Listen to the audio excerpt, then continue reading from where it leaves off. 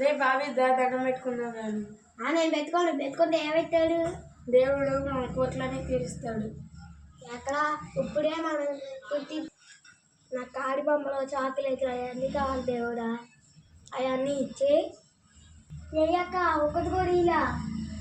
అలాంటి కోరికలు కావురా, మంచి కోరికలు కోరుకో.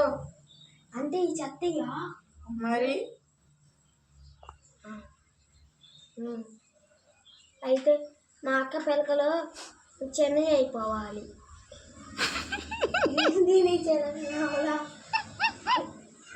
మంచి కోరుకో, అది మంచి కోరుకో.